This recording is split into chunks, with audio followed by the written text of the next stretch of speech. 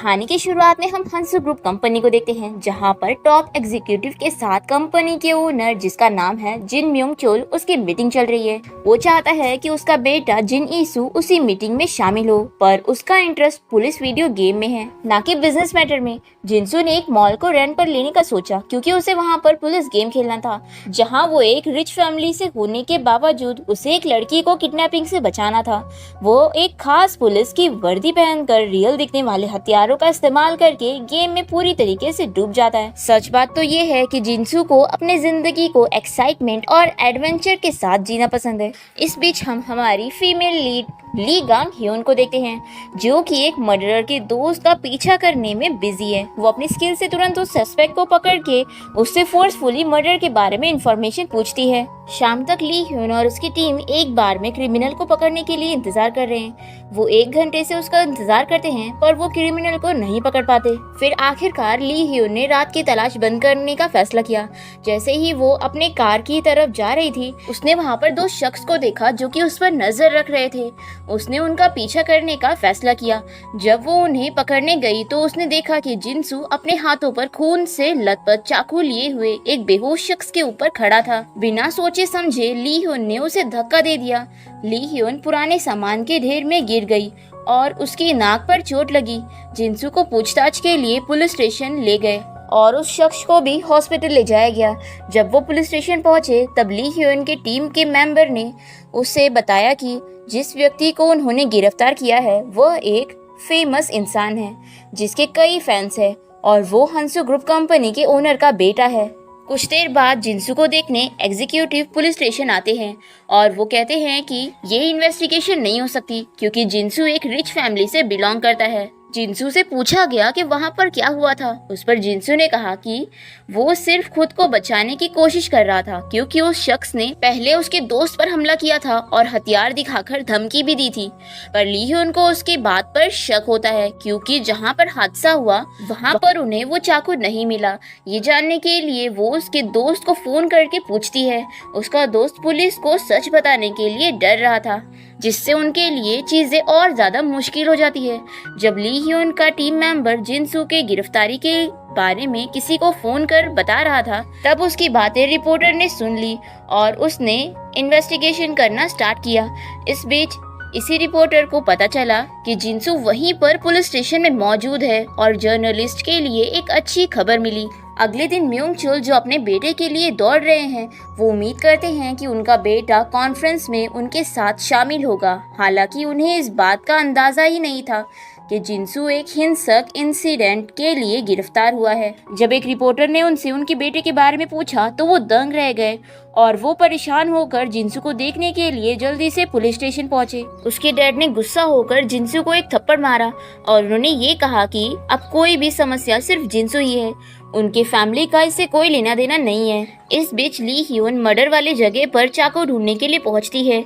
थोड़ी देर ढूंढने के बाद उसे एक चाकू वाटर के चैनल में मिला। उसने इसे सबूत के तौर पर अपने पास रख ली और इसके बाद वो विक्टिम को पहचानने के लिए हॉस्पिटल पहुंच गई, जहां पर उसने चोट और उंगलियों के निशान के सहारे पता लगाई कि विक्टिम ही असली मर्डरर है, जिसका वो पीछा कर रहे थे।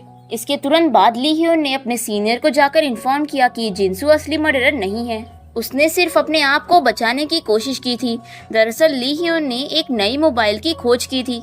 उसे अपना जॉब गंवाने की धमकी मिली और उसके 2 साथियों के साथ उसे दूर दराज के इलाके में जाने और 3 महीने के लिए उनके पेमेंट कम करने की धमकी मिली। पर उसी वक्त वहां पर जिनसू का बड़ा भाई जिन सेयोंग जू उसे हेल्प करने के लिए पुलिस स्टेशन आता है। उसने इस गलतफहमी को दूर करने के लिए एक प्रेस कॉन्फ्रेंस आयोजित करने का फैसला किया। उन्होंने समझाया कि जिनसू की इस मर्डर में शामिल होने की खबर सच नहीं है, बल्कि जिनसू मर्डरर को पकड़ने और लोगों की जान बचाने के लिए 2 महीने से पुलिस के साथ काम कर रहा है।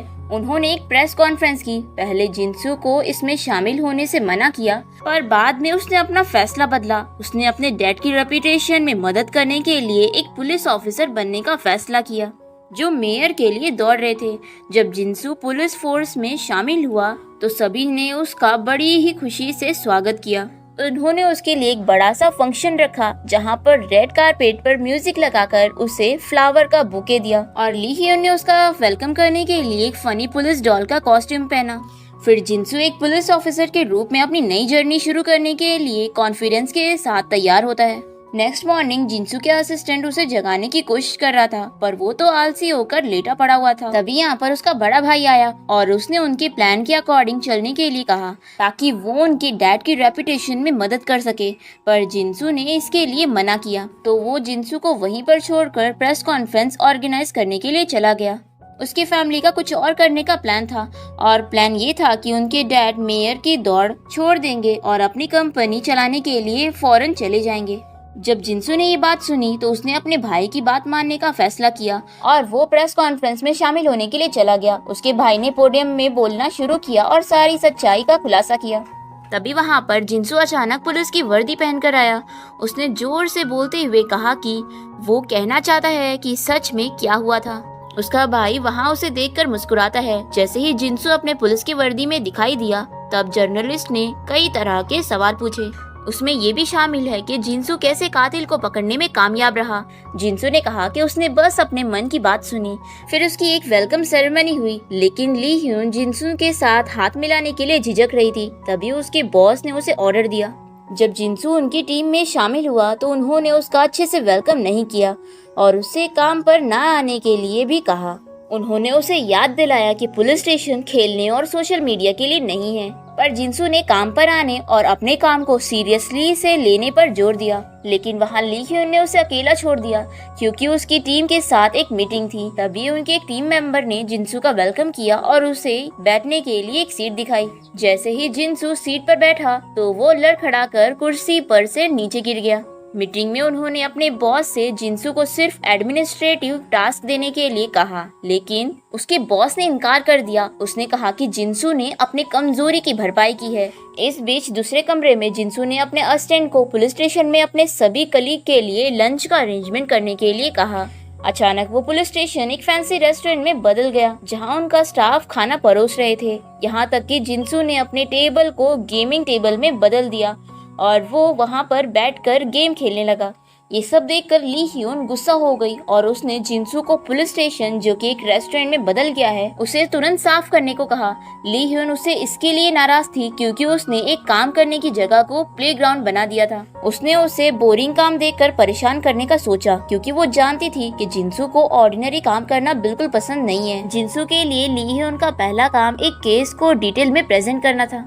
हालांकि लीडर ने ली ह्यून को जिनसू को सिखाने के लिए कहा। टीम के बाकी मेंबर्स को एक 75 उम्र के शख्स की खोज करने के लिए अपॉइंट किया गया जो लापता है। हालांकि जिनसू को सच में ये काम करने के लिए नहीं सौंपा गया था, पर ली ह्यून ने जिनसू को इस काम में शामिल करने का फैसला किया ताकि वो इस काम से और भी ज्यादा बोर हो जाए।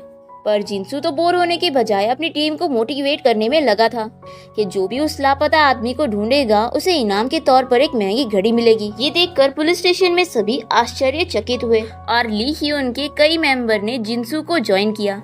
वो उसके इस काम से चौंक गए थे। उनमें से एक को लापता व्यक्ति को ढूंढने और उसके घर जाने में देर नहीं लगी। वो सभी इस मिशन की कामयाबी का जश्न मनाते हुए तालियां बजाने लगे। अगले दिन उन्हें एक नया काम मिला।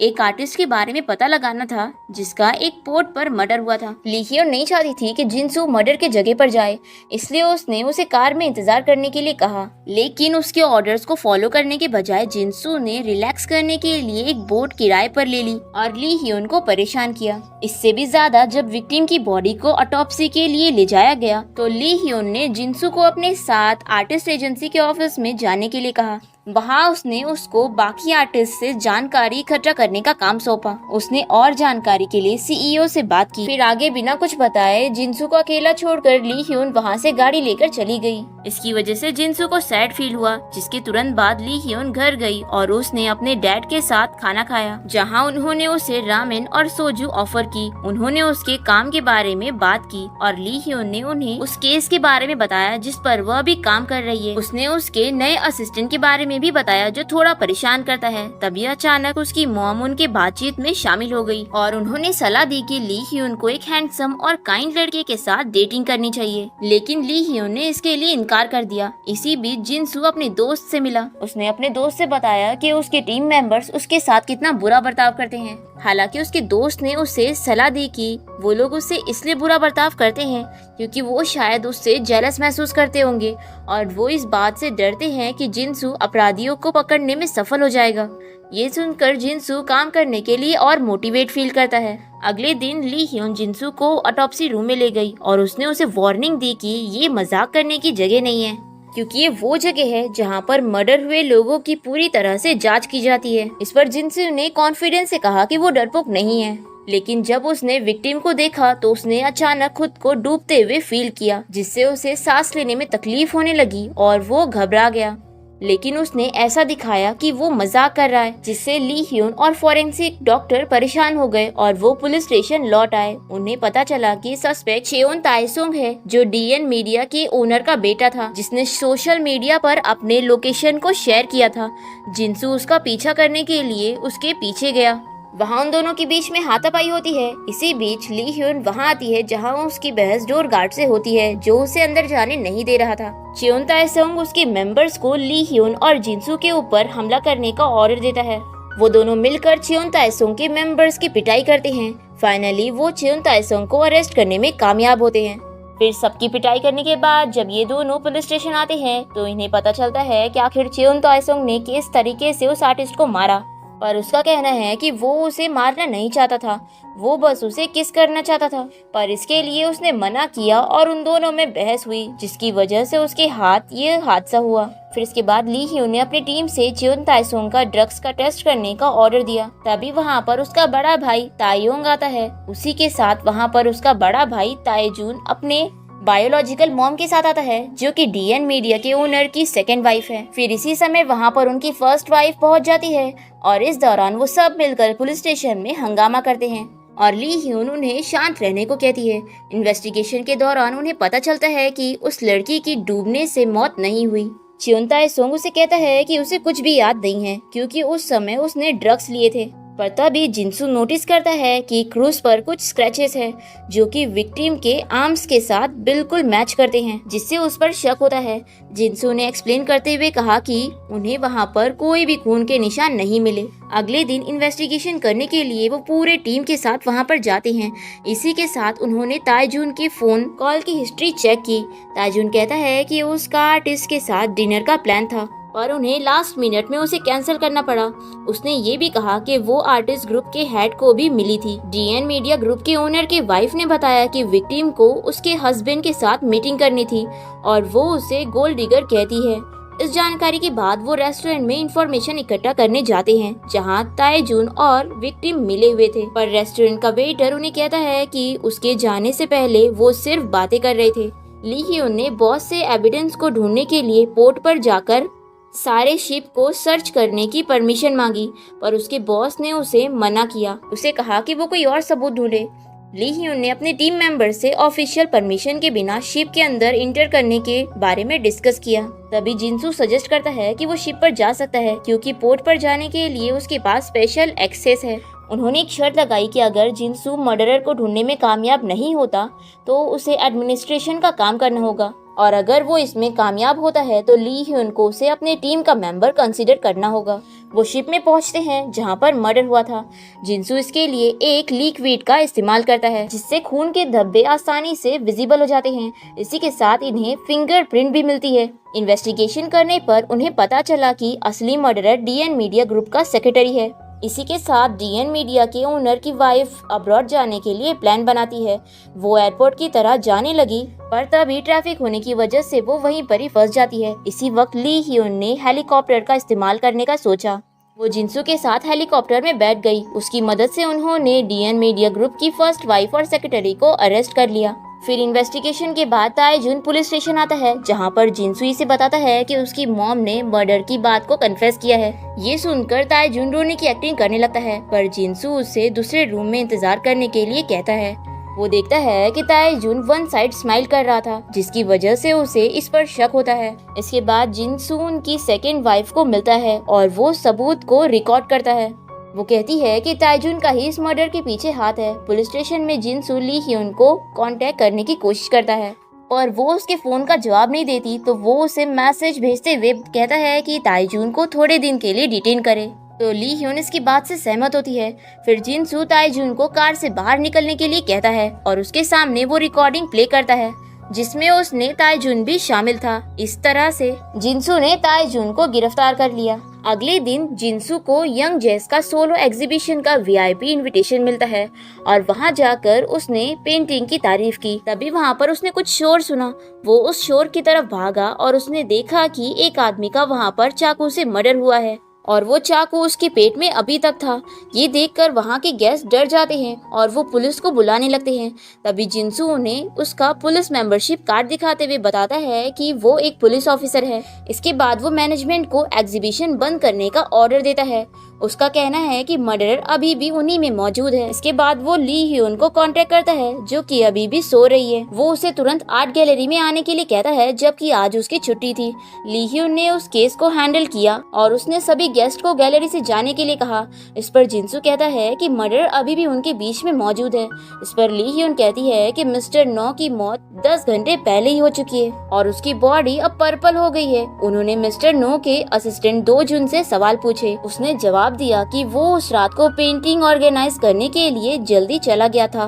उसने कहा कि मिस्टर नो को सब लोग काफी पसंद करते थे और उनका कोई भी दुश्मन नहीं था जो उन्हें हार्म करने की कोशिश करे। इस पर गैलरी के डायरेक्टर ने डिस्क्राइब करते हुए कहा कि मिस्टर नो टेम्परामेंटल थे और उसने बताया कि एक हफ्ते पहले एक औरत ने उनके एक पेंटिंग के ऊपर रेड पेंट डाल दिया था। ये सुनकर वो इन्वेस्टिगेशन करने के लिए जाते हैं। वो मिस्टर नो के घर पर विजिट करते हैं, पर जब वो वहाँ पर पहुँचते हैं तो उसकी वाइफ को देखते हैं जो बड़े ही आराम से बैठी हुई थी। वो उन्हें बताती है कि वो उसके हस्बैंड से बिल्कुल भी प्यार नहीं करती थी।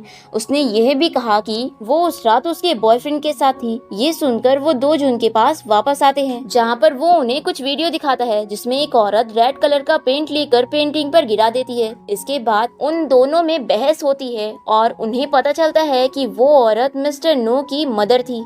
उसकी बेटी एक टैलेंटेड पेंटर थी, पर मिस्टर नो बिना इजाजत उसकी बेटी की पेंटिंग की हमेशा कॉपी किया करते थे। जब उस लड़की ने उन्हें क्रेडिट देने के लिए कहा तो मिस्टर नो ने उसे स्कॉलरशिप के लिए अब्रॉड जाने का ऑफर दी और उसे शांत रहने के लिए कहा, पर मिस्टर नो ने उसकी रेपुटेशन खराब करने की कोशिश की और उसने मिस्टर नो के नेक्स्ट एग्जीबिशन का पता लगते ही वो वहां जाकर उसके पेंटिंग के ऊपर रेड पेंट डाल देती है। उस वक्त उन्हें इन मर्डर केस में 4 सस्पेक्ट मिलते हैं और उन सब की अपनी एक वजह थी जिससे ली ह्यून को इस पहेली को सुलझाने में मुश्किल होती है। उसे इस केस को सुलझाने के लिए और क्लू की जरूरत थी। इन्वेस्टिगेशन के दौरान उन्हें पता चला कि मिस्टर नो को 3 बार चाकू से स्टैब किया गया था। पीछे की तरफ 2 बार स्टैब किया था और तीसरा बार उनके चेस्ट पर किया था, जिसके कारण उनकी मौत हुई थी। जिनसू अपने पुराने घर में एक पेंटिंग ले आता है जो उसकी मॉम की होती है। वो उस पेंटिंग को हैंग करने की कोशिश करता है और तभी वो एक चूहे को देखकर डर जाता है। वो डर के मारे चिल्लाने लगता है। तभी यहाँ पर ली ह्यून पहुँचती है और उसे पता चलता है कि जिनसू एक चूहे को देखकर डर गया। उसने कहा कि वो चूहा अभी भी उसके घर में मौजूद है। उसे पकड़ने के लिए उसने एक टेंट भी लगाया। तभी ली ह्यून ने कुछ फोटोज को नोटिस किया जिसे जिनसू ने अपने घर में लगाया हुआ था और फिर ली ह्यून जिनसू से उसकी मॉम के बारे में पूछती है तो वो बताता है कि वो अपने मॉम के साथ यहाँ पे रहता था और जब वो 7 साल का था तब उसकी मॉम की मौत हुई और अपनी मॉम के जाने के बाद उसे पता चला कि वो एक बहुत बड़े ग्रुप के ओनर का बेटा है। अगले दिन जिनसू उस पेंटिंग को लेकर गैलरी में गया और 2 जून से मिला जो वहाँ से जा रहा था। जिनसू ने उसे पेंटिंग पर की हुई सिग्नेचर के बारे में पूछा। इसी बीच पुलिस स्टेशन में डिटेक्टिव कैनन इंफॉर्मेशन जमा करने में बिजी था। तभी उन्हें पता चला कि उन्हें जो सस्पेक्ट मिला है वो एक औरत नहीं बल्कि एक आदमी है जो एक औरत की तरह कपड़े पहनी हुई है। तभी उन्हें ऑनलाइन साइट पर एक स्कार्फ का फोटो मिला जो उस सस्पेक्ट ने पहना हुआ था। इसके बाद ली ह्यून ने उसकी टीम को कांटेक्ट करके फिगर आउट करने को कहा। उस पेंटिंग को देखकर 2 जून काफी डर गया क्योंकि उसे लगा कि वो लोग पता कर लेंगे कि उसने क्या किया है। उसने टाइम न गवाते हुए जिनसू पर हमला किया और उसे नीचे गिरा दिया। जब जिनसू जमीन से उठ गया तो उसने दो जून को रुकने के लिए कहा, पर दो जून ने उसकी बात नहीं मानी और वो लगातार उससे मारने की कोशिश करता रहा। आखिरकार जिनसू ने दो जून का हाथ पकड़ते हुए उसे नीचे गिरा दिया। जिनसू ने उससे पूछा कि उसने मिस्टर नो को क्यों मारा। दो जून ने उसे जवाब दिया कि वो उसके लिए 10 साल से काम कर रहा था, पर उसे लगता है कि मिस्टर नो को जो पेंटिंग की वजह से सक्सेस मिली है, इसका हकदार वो नहीं है और उनके इस बर्ताव की वजह से दो जून निराश हो जाता है। दो जून इस उम्मीद की वजह से चुप रहा कि वो एक दिन महान पेंटर के रूप में जाना जाएगा, लेकिन उसके सपने चकनाचूर हो गए जब मिस्टर नो ने उसके फॉरेन की स्कॉलरशिप कैंसिल कर दी। हालांकि जिनसू ने बताया कि दो जून से गलती हुई है कि मिस्टर नो ने जिस पेंटिंग की नकल की थी वो रियल में स्टूडेंट द्वारा बनाई गई थी। ये सुनकर दो जून गुस्सा हो गया और उसने खुद पर कांच के टुकड़ों से वार कर लिया। जिनसू ये देखकर हैरान था। उसने दो जून की मदद करनी चाहिए, लेकिन वहाँ पर कैनन आया और उसने जिनसू को एक तरफ धकेल दिया। दो जून को हॉस्पिटल ले जाया गया। ली ह्योन जिनसू से नाराज थी क्योंकि उसने उसे इस बारे में कुछ भी नहीं बताया था। इसके कारण दो जून ने खुद को नुकसान पहुँचाया। अगले दिन ली ह्योन और जानने के लिए हॉस्पिटल में दो जून से मिलने गई। उसने कबूल किया कि एग्जीबिशन की रात उसने जाने का नाटक किया, लेकिन वो चुपचाप पिछले दरवाजे से वापस आया और फिर उसने मिस्टर नो को चाकू से मार दिया और बाद में दोषी फील करते हुए वो वापस लौटा और उसने देखा कि मिस्टर नो घायल हुए पड़े थे। ली ह्योन ने उसे उस स्कार्फ के बारे में पूछा तो उसने कहा कि वो उसने एक सेकेंड हैंड शॉप से खरीदा था। दो जून ने बताया कि वो स्कार्फ मिस्टर नो की वाइफ का था। इस जानकारी के साथ ली ह्योन ने असली मर्डरर को पहचान लिया। वो जल्दी से मिस्टर नो की वाइफ और उसके बॉयफ्रेंड को पकड़ने के लिए एक नया प्लान बनाती है। आगे वो बैंक में गए जहां पर मिस्टर नो की तिजोरी रखी थी।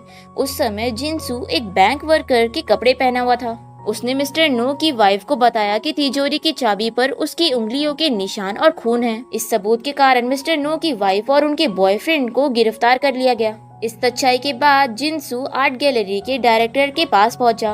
उन्होंने मिस्टर नो की याद में एग्जीबिशन रखा। एग्जीबिशन के दिन उस स्टूडेंट की मॉम ने जिनसू का शुक्रिया किया। फिर अगले दिन ली ह्योन को एक नई केस मिली जहां पर एक बूढ़े आदमी की राइस के गले में फंसकर मौत हुई थी। उन्होंने वहां जाकर इन्वेस्टिगेशन किया। उन्होंने कहा कि उन्हें लगा कि ये एक एक्सीडेंट है क्योंकि उन्हें वहां पर कुछ भी बिखरा हुआ नहीं मिला और उनके घर में किसी चीज की चोरी भी नहीं हुई थी। हालांकि उस बूढ़े शख्स की ग्रैंडडॉटर ने कहा कि उनके घर में से एक कीमती चीज गायब है, जो कि एक गोल्ड का स्टैम्प था और वो काफी पुराना था। ली ह्योन ने अपनी टीम को उस मिसिंग स्टैम्प के बारे में बताया, पर उन्हें इस पर विश्वास नहीं हुआ। ली ह्योन को भरोसा था कि वह पुराने जमाने का ही है। इस बात पर जिनसू और ली ह्योन में शर्त लगी। शाम के समय जिनसू एक एंटीक एक्सपर्ट से मिला और उसने उस फोटो को दिखाया। उस एक्सपर्ट ने कहा कि वह स्टैम्प रियल है। इस वक्त ली ह्योन को पता चला कि ऐसे ही और दो केस उसे इन्वेस्टिगेशन के दौरान मिले।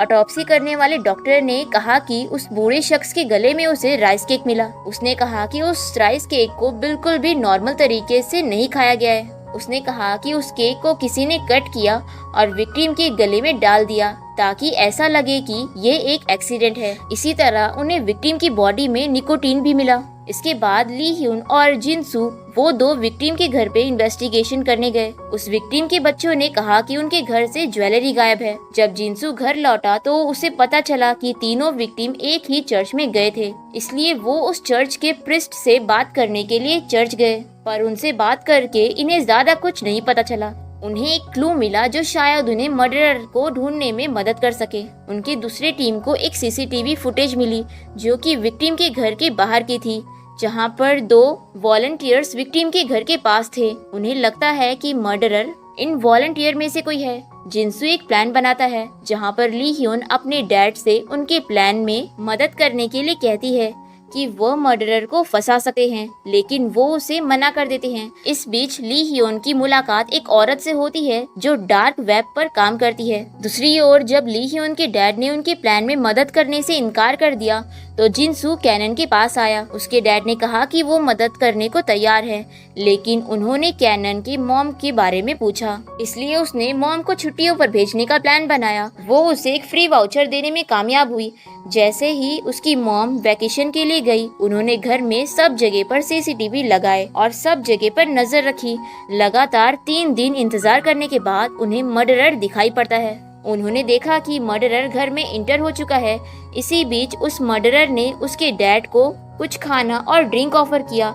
सब कुछ उनके प्लान के मुताबिक चल रहा था। उसने वो ड्रिंक पीकर नीचे गिरने का नाटक किया। तभी मर्डरर एक इंजेक्शन निकालता है और वो उसे इंजेक्ट करने वाला था। तभी वहाँ पर ली ह्यून अपनी टीम के साथ आती है, लेकिन तभी उस मर्डरर ने उसके फादर के गले पर चाकू रखा। आखिरकार उन्हें अपनी बंदूक को जमीन पर रखना पड़ा। तभी अचानक जिनसू किचन में से आया और उसने मर्डरर पर हमला कर दिया और इस तरह से वो 2 मर्डरर को अरेस्ट करने में कामयाब हो जाते हैं। ली ह्यून ने अपने सीनियर को रिपोर्ट देते हुए उसे प्रेस कॉन्फ्रेंस करने की रिक्वेस्ट की। इसी बीच जिनसू ने उस एंटिक सील को डोनेट किया। ये देखकर जिनसू के डैड को प्राउड फील होता है। फिर एक दिन टीम 1 को एक नई केस मिली, जहां पर उन्हें ऑफिस के बिल्डिंग में एक बॉडी मिलती है। एक रियल एस्टेट एजेंट को प्रॉपर्टी दिखाते वक्त वो विक्टिम दिखाई दिया। डिटेक्टिव टीम के लिए ये एक नया चैलेंज था। वो इस केस को फिगर आउट करने की कोशिश करने लगे कि आखिर वो विक्टिम क्यों मरा और इसके पीछे किसका हाथ है। इसके बाद टीम 1 क्राइम की जगह पर पहुंच गए।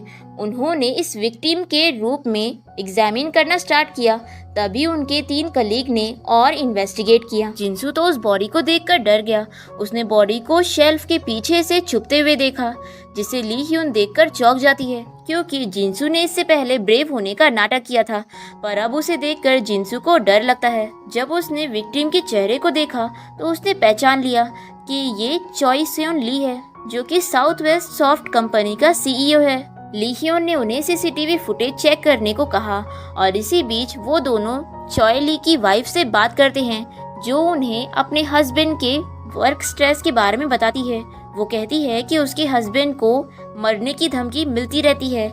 इस इन्वेस्टिगेशन के बाद जिनसू अभी विक्टिम की मौत के बारे में गहराई से सोच रहा था। तभी ली ह्यून ने इसे मोटिवेट करते हुए घर जाने के लिए कहा।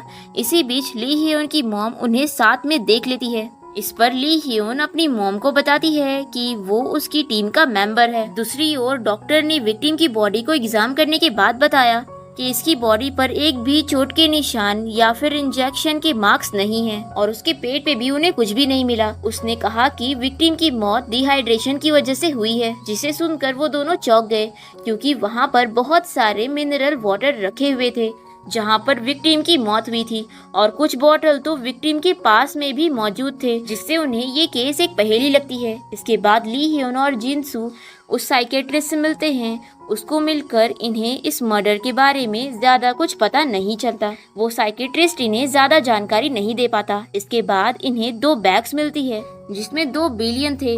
मर्डर करने वाले ने उस पैसों को हाथ नहीं लगाया। इस वजह से डिटेक्टिव को समझने में और ज्यादा मुश्किल हुई।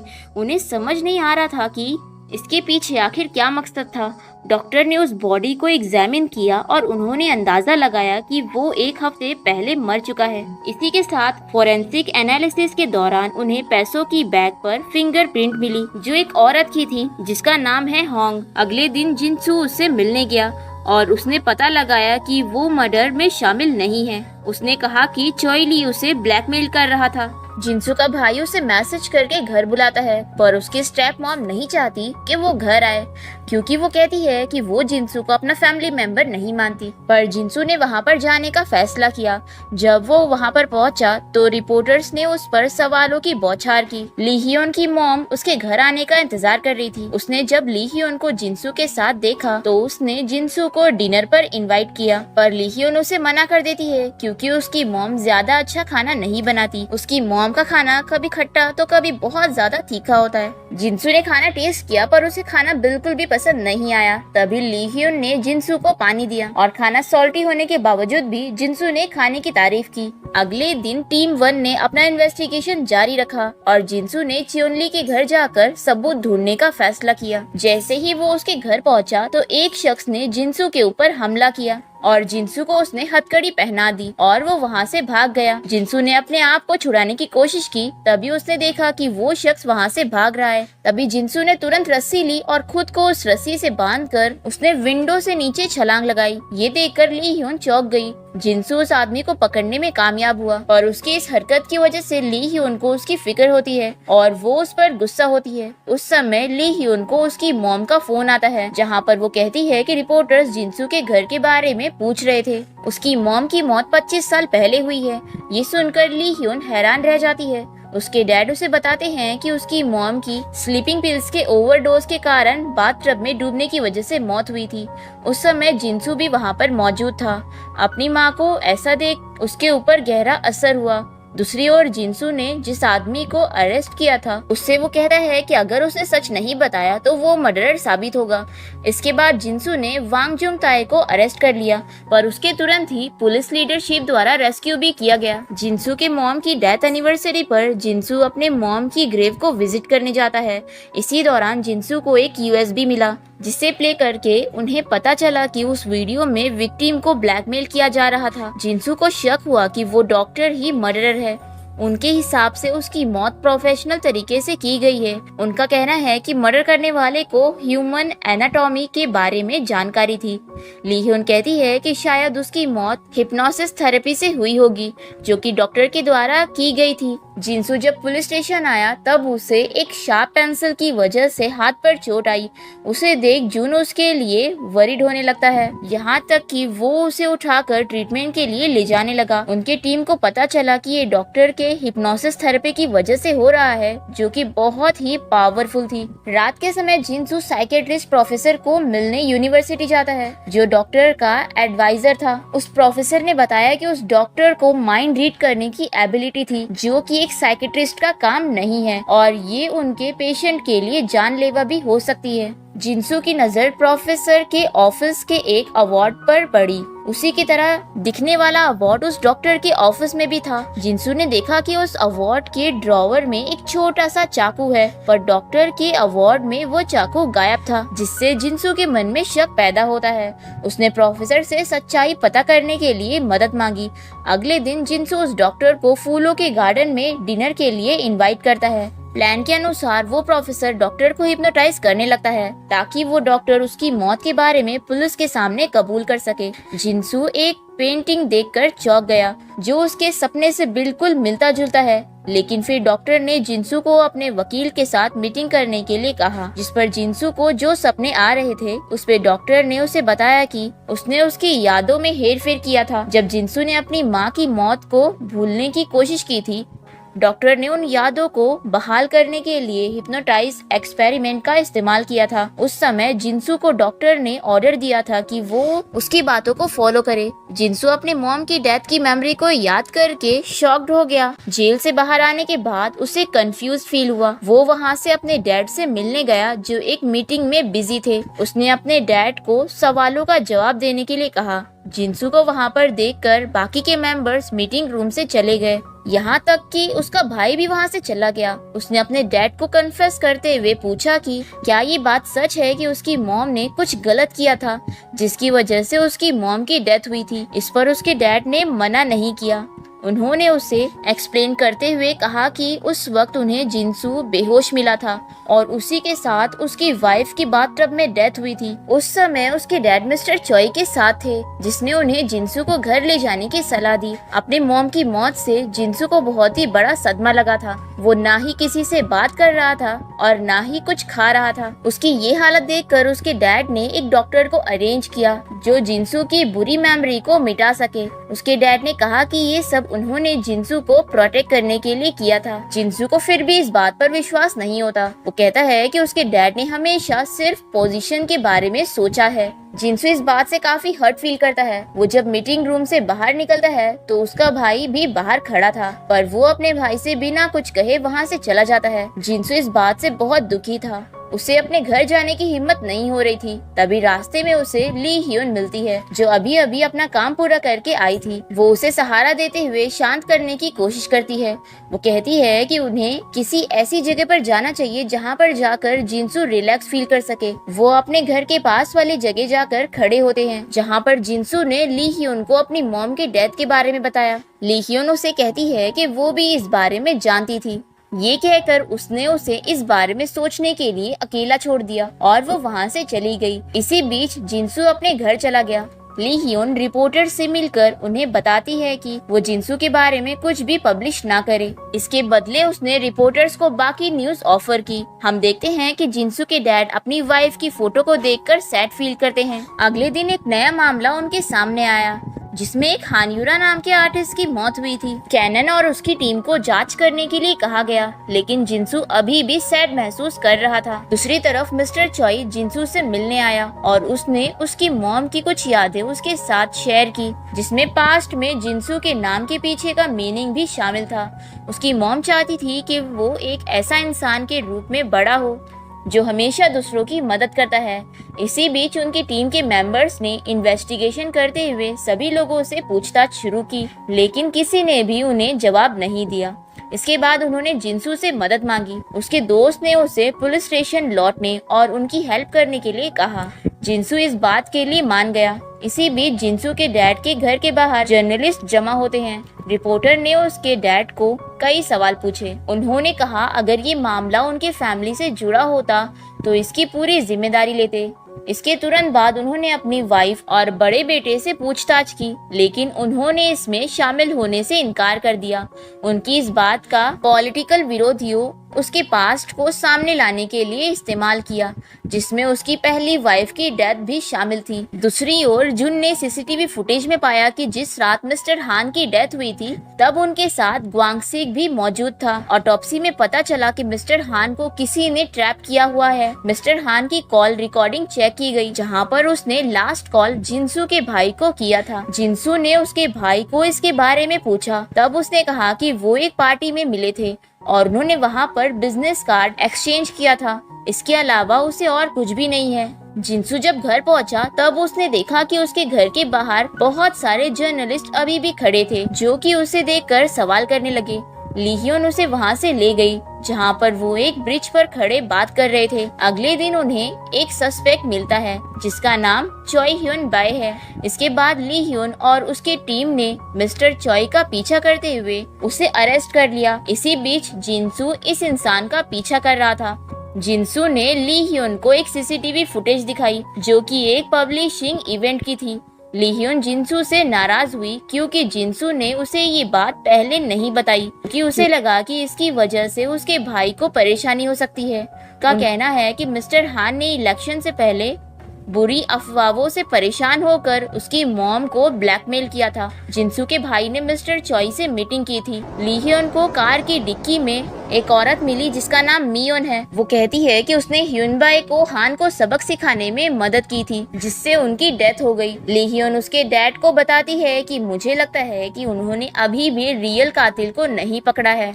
इसी बीच जिनसू को एक सबूत मिलता है जिसमें उसके भाई की बचपन की फोटो थी, जिस पर एक मैसेज भी लिखा हुआ था। इसके बाद वो अपने भाई से मिलता है और उसे इसके बारे में पूछता है। हालांकि उसकी मॉम इस बात से मना कर देती है। उसकी मॉम जिनसू से रिक्वेस्ट करती है कि इससे उसकी फैमिली तबाह हो सकती है। आखिरकार जिनसू अपना काम छोड़ने का फैसला करता है। लीहियोन उसे इसके लिए मनाने की कोशिश करती है, पर वो कहता है कि वो अपना काम छोड़ना चाहता है। वो लीहियोन को सबके लिए शुक्रिया कहकर वहाँ से चला जाता है। इसी बीच जिनसू के डैड ने रिपोर्टर के साथ एक मीटिंग अरेंज की थी, जहाँ पर वो कहते हैं कि वो मेयर के लिए अब नहीं दौड़ेंगे। उन्हें जिनसू के बायोलॉजिकल मॉम के बारे में सवाल ना पूछे, क्योंकि वो समझते हैं कि जिनसू की इसमें कोई गलती नहीं है। इसी बीच जिनसू की बचपन की यादें ताज़ा होती हैं, जहां पर उसे याद आता है कि उसके मॉम को स्लीपिंग पिल्स खाने की आदत थी, जिस पर लिखा था कि उसके ओवरडोज से इंसान की मौत भी हो सकती है। फिर उसने स्लीपिंग पिल्स को बदल के उस बोतल में कैंडी भर दी थी। एक दिन जब वो अपने मॉम से बात कर रहा था, तब कोई उसके दरवाजे पर नॉक करता है। यही वो बात थी जो जिनसू को याद आई। इसके बाद उसे याद आता है कि उसने उस मेडिसिन को छुपा के रखा था। इसके बारे में वो अपने डैड से डिस्कस करता है। जैसे ही वो अपने रूम से निकला, हम देखते हैं कि उसके डैड की वहीं पर मौत होती है। जब पुलिस वहाँ पर इन्वेस्टिगेशन करने आई, तब जिनसू पहले से ही पुलिस स्टेशन में था। वो अपने मॉम के डेथ को फिगर आउट करने की कोशिश कर रहा था। पुलिस स्टेशन के बाहर सारे जर्नलिस्ट जिनसू को सवाल पूछने के लिए खड़े थे। वो वहाँ से कार में बैठकर अपने घर डैड के फ्यूनरल पे चला गया, जहाँ पर वो अपने डैड की फोटो को देखकर रिग्रेट फील करता है। तभी उसकी स्टेप मदर आती है और वो इसके लिए जिनसू को जिम्मेदार ठहराती है। यहाँ तक कि वो जिनसू को थप्पड़ भी मारती है। जिनसू के भाई ने अपनी मॉम को रोकते हुए वहाँ से लेके गया। जिनसू और उसका भाई बात कर रहे थे जिनसू ने कहा कि उसे नहीं लगता कि उसके डैड ने सच में खुदकुशी करने की कोशिश की है। इस पर उसका भाई कहता है कि शायद इलेक्शन की वजह से उनके डैड को काफी स्ट्रेस आया होगा और वो उसे हैंडल नहीं कर पाए होंगे। पर फिर भी जिनसू को इस बात पर भरोसा नहीं होता। वो वहाँ से उसके डैड के डेथ वाली जगह पे जाता है जहाँ पर उसे एक कंपास मिलता है और उसके मॉम की फोटो मिलती है, जिसे देखकर जिनसू के आंखों में आंसू आते हैं और उसे समझ आता है कि उसके डैड सच कह रहे थे। दूसरी ओर ली ह्योन को इन्वेस्टिगेट करते हुए जिनसू के मॉम के बारे में सबूत मिला। उसने उसके डैड से इस पर बात की। ली ह्योन जिनसू को मिलने आती है और रेस्टोरेंट में ली ह्योन ने जिनसू को खाना खाने के लिए जबरदस्ती की। जिनसू ने अपने डैड के साथ अपनी आखिरी बातचीत के बारे में उसे बताया। ली ह्योन ने उसे याद करने की कोशिश करने को कहा कि जब उसकी मॉम की डेथ हुई थी तो क्या हुआ था। जिनसू को धीरे धीरे पता चला कि उसकी मॉम की डेथ के बाद जिनसू को सब कुछ विरासत में मिलना तय था और जब उसके डैड की मौत हो गई तो उसका बड़ा भाई उनका वारिस बन जाएगा। जिनसू ने कुछ लोगों से कांटेक्ट किया। उसने तस्वीर की ओर इशारा करते हुए कहा कि वो उसकी मॉम की डेथ से पहले वो अक्सर उसके पास आती थी। फिर उसने मिस्टर चॉय से मदद मांगी ताकि वो बता सके कि उसकी मॉम को किसने मारा। इस बीच हॉस्पिटल में जिनसू की सौतेली माँ को उसके असिस्टेंट का फोन आया, जिसकी पुलिस इसके बारे में जांच करने आई। दूसरी ओर जिनसू और उसका भाई फिर से मिले और इस बार जिनसू ने सब कुछ उगल दिया, जिसमें ये भी शामिल था कि उसकी मॉम के मरने से पहले उसकी सौतेली माँ उससे मिलने आई थी। उसने कहा कि वो सच्चाई का पता लगाने के लिए कमिटेड है। बाद में जिनसू का भाई अपनी माँ को हॉस्पिटल में देखने के लिए आया। हमें यहाँ पता चलता है कि जिस रात उसके पिता की डेथ हुई तब उसने उनसे माफी भी मांगी, क्योंकि उसके डैड को उनके क्राइम के बारे में पता चल गया था। लेकिन उसके डैड ने माफ करने से इनकार कर दिया और उन्हें सरेंडर करने के लिए कहा। इसलिए जिनसू के भाई ने उसके डैड के ड्रिंक में नींद की गोलियां डाल दी, जिससे उनकी डेथ हो गई। दूसरी ओर ली ह्योन और उसकी टीम ने जांच की और पाया कि जिनसू का भाई उनके डैड के मर्डर में शामिल था। लेकिन जिनसू ने इस पर विश्वास नहीं किया और कहा कि उसका भाई ऐसा कुछ नहीं कर सकता। इसके तुरंत बाद कैनन ने अपनी जांच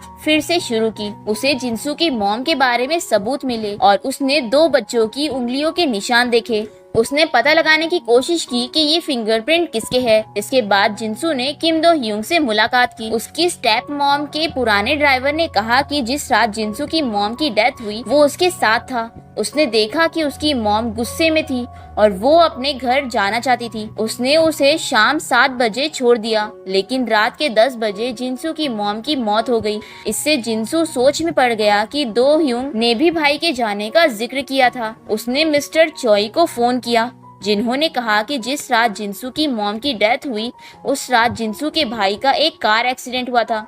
उसने पता लगाने की कोशिश की उसके भाई की एक्सीडेंट कहाँ हुई थी। उन्होंने तुरंत जांच की और पता चला कि जिनसू के पुराने घर के सामने उसके भाई का एक्सीडेंट हुआ था, जहां उसकी मॉम उस समय रहती थी। कुछ समय बाद मिस्टर चॉय भी जिनसू के भाई से मिले और उसने पूछा कि क्या उसने जिनसू की मॉम डैड को मार डाला है। इस पर जिनसू के भाई ने इनकार नहीं किया। उसने मिस्टर चॉय को नौकरी से निकाल दिया। जब जिनसू ने फिंगरप्रिंट देखे तो उन्होंने उसके भाई को दोबारा मिलने के लिए बुलाया। आखिरकार में जिनसू के घर पर वो फिर से मिले। जिनसू ने अपने भाई से पूछा कि क्या उसने उसकी मॉम को मार डाला है, जबकि जिनसू ने उस पर बंदूक तान दी। तभी उसने कबूल किया कि उसने उसकी मॉम को मार डाला। उसने कहा कि उस रात उसने उसकी मॉम को परेशान देखा क्योंकि उनका डिवोर्स हो रहा था। उसने ये तक कहा कि वो मरना चाहती थी। उसकी मॉम उठकर वहाँ से अंदर गई तो उसके भाई को अपने डैड का एक मैसेज आया, जिसे पढ़कर जिनसू के भाई ने उसकी मॉम के ड्रिंक में स्लीपिंग पिल्स मिला दी। ये सुनकर उन दोनों में हाथापाई हुई और इस बीच जिनसू का भाई घायल हो गया। तभी वहाँ पर ली ह्योन उनके टीम के साथ आती है। अगले दिन ली ह्योन ने एक कॉन्फ्रेंस में जिनसू के मॉम डैड के डेथ के बारे में मीडिया में बताया। इसके बाद जिनसू अपने मॉम डैड के ग्रेव पर विजिट करने गया। वो काफी परेशान लग रहा था, लेकिन बाद में ली ह्योन की मॉम उससे मिलती है और उन्होंने उसे एक मॉम की तरह सूप बनाने का वादा किया। सूप पीकर जिनसू को अपने मॉम की याद आती है और वो उदास हो जाता है।